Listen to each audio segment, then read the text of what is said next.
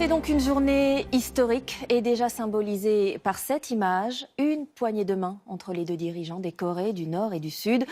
Tôt ce matin, ils se sont retrouvés précisément sur la ligne de démarcation militaire qui divise les deux pays. Les premiers temps forts de ce rapprochement spectaculaire et que personne ne pouvait imaginer il y a encore quelques mois. Clément Le Goff, Arnaud Miguet et Gaël Caron. Quelques pas pour Kim Jong-un, tout sourire et une poignée de main pour l'histoire. Sur la ligne de démarcation qui sépare les deux pays, le leader nord-coréen et le président sud-coréen Moon Jae-in. Image inimaginable il y a encore quelques mois. À cet instant, pour la première fois depuis 65 ans, un dirigeant du Nord franchit la frontière. Puis Kim Jong-un se permet une entorse au protocole. Il invite son homologue à fouler le sol du Nord. Le Sud-Coréen semble hésiter, mais main dans la main, les deux Corées se sont bien rapprochées.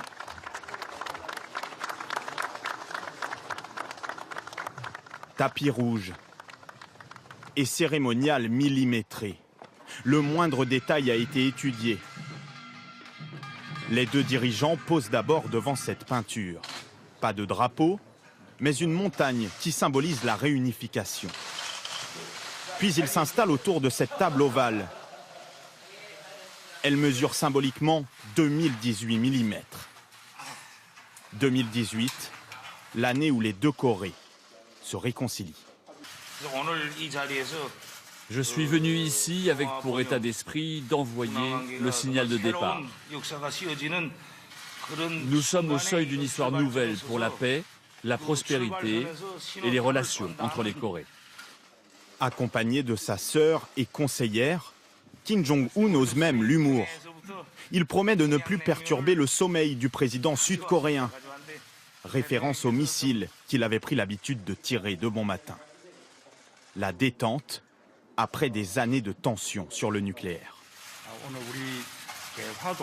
J'espère que nous serons en mesure de parler franchement et de parvenir à un accord pour offrir un grand cadeau aux Coréens.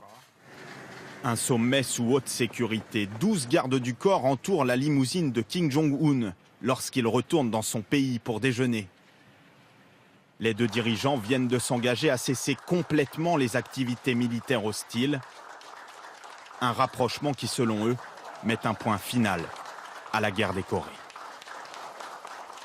Et à l'instant, cette réconciliation est saluée par Donald Trump qui déclare « Les Américains peuvent être fiers de ce qui se passe en Corée ». Alors, comment interpréter ce rapprochement? Arnaud Miguet, vous êtes notre correspondant en Asie, vous êtes en direct de Séoul. Sommes-nous vraiment à un tournant qui peut s'inscrire dans la durée et changer le cours de l'histoire?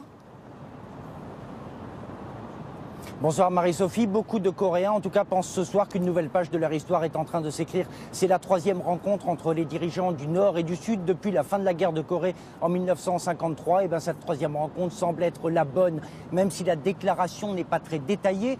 Et le diable est dans le détail, le processus de paix semble bien engagé. Personne ne pensait que Kim Jong-un irait aussi vite, aussi loin sur la question nucléaire. Mais il y a aussi cet engagement sur une dénucléarisation totale de la péninsule, qui est une condition pour la levée des sanctions internationales très lourdes qui pèsent sur le régime de Pyongyang.